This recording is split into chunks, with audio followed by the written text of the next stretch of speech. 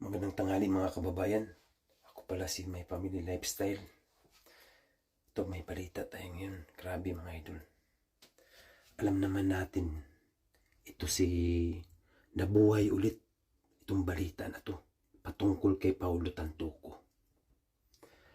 Los Angeles Examiner naglabas ng report patungkol sa nangyari. Ang kanyang ikinamatay ay coke mga idol.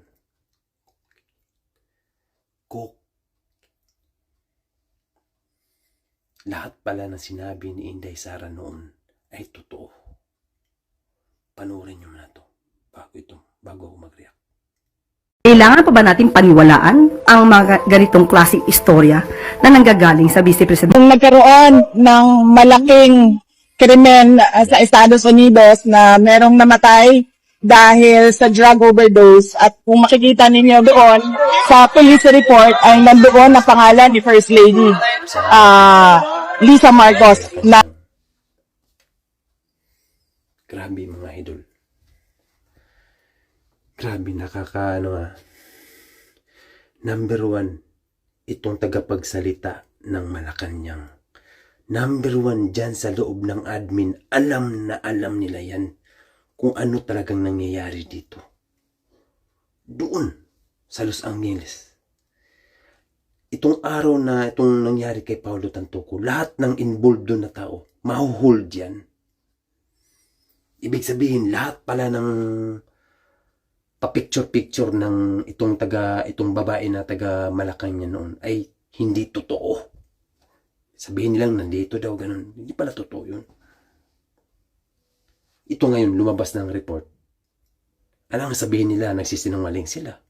Sino nagsisinungaling ngayon? Ibig sabihin, lahat na sinabi ni Inday Sara, totoo. Sino may mali? Paano nila matakpan ngayon yan? Pero bakit ang mainstream media ay wala tayong naririnig na balita? Bakit? Imposible kayo mga taga-mainstream media. Napaka-imposible. Napaka-imposible. Grabe itong usapin to ngayon. Binibilog tayo dito. Anong ginawa nila kay Tatay Digong? Anong ginawa nila? Diba? Alam ng mainstream media na mali yun. Imposible. Grabe. Kaya medyo nakakakaba na, nakakagigil. Tapos ganito lahat. Ibig sabihin, lahat ay sinungaling. Hindi totoo. Lahat na nandyan. Paano lang pala ito kung wala tayong mga vlogger, itong mga nagbabalita. Mas nauna pa itong mga vlogger kung pa sa balita.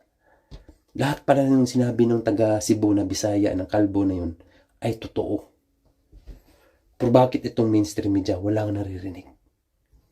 Lalo na ang admin. Number 1, alam nila yan. Sabihin nila meron silang pinoprotektahan. O ngayon, lumabas yung balita. Saan ang balik niyan? Sa kanila. Sinong magmumukhang sinungaling ngayon? Alangan tayo. Alangan man sila. Number 1 yung dyan sa loob. Mismo. Ay, naku. Kaya, ewan ko, bahala na sila. Basta tayo, focus kayo sa mag-ingat ka sa mga napapanood kasi hindi lahat ng napapanood ay totoo. Lahat ng nababalita. Mahirap magtiwala na. Wala na. Sirang-sira na. Kailangan magsalita ang taga-admin kung ano yung patungkol dyan ngayon. Kasi naglabas na ng report ang taga Los Angeles. Kaya abangan natin mga idol. Sa mga hindi pa nakapag-subscribe, click the button and subscribe.